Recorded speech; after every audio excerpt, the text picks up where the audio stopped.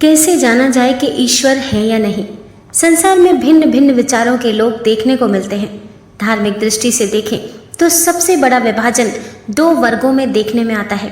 पहली शाखा है आस्तिक, अर्थात जो लोग ईश्वर की सत्ता पर विश्वास करते हैं, और दूसरी है नास्तिक, जो नहीं मानते कि ईश्वर जैसी कोई शक्ति अस्तित्व रखती है।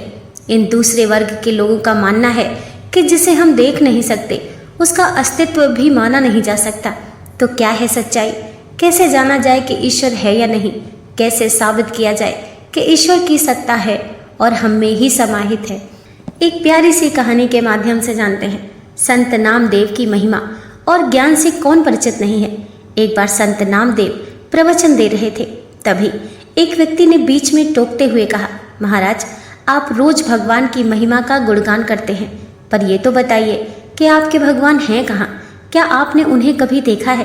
क्या ईश्वर को पाया जा सकता है? संत नामदेव ने कहा, बिल्कुल, ये तो हमारे विश्वास करने, महसूस करने की शक्ति पर निर्भर करता है। उस व्यक्ति ने कहा, मेरे पास तो ऐसी कोई शक्ति नहीं है। मुझे तो किसी ऐसे तरीके से समझाइए कि मैं आपकी बात समझ सकूं, उस पर भरोसा कर सकूं। संत ने मुस्कुरा कर कहा, तो आज यही करते हैं, आपके विश्वास को जागृत करते हैं। एक बर्तन में पानी और थोड़ा नमक ले आओ। इसके बाद संत ने अपने एक शिष्य से कहा, एक बर्तन में पानी और थोड़ा नमक ले आओ। शिष्य तुरंत ही सब सामान ले आया। संत नामदेव ने उस व्यक्ति को कहा, इस पानी को चखो और बताओ कि इसका स्वाद कैसा है। व्यक्ति ने पानी चखा और कहा, ये पानी मीठा है। इसके बाद संत नामदेव ने पानी में नमक घोल दिया और कहा कि अब चख कर बताओ। उस व्यक्ति ने कहा कि अब पानी खारा हो गया है।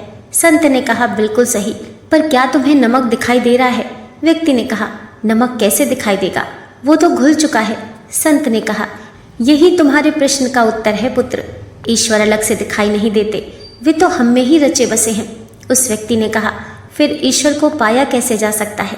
तली में नमक के कण वापस दिखाई देने लगे। अब संत ने अपने शिष्य से कहा, इस पानी को उबालो। जब पानी उबल कर उड़ गया, तब बर्तन की तली में नमक के कण वापस दिखाई देने लगे।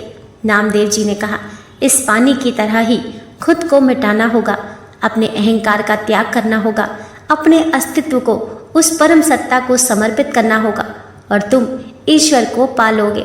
अब वह व्यक्ति पूरी तरह संतुष्ट था, उसका विश्वास जाग चुका था।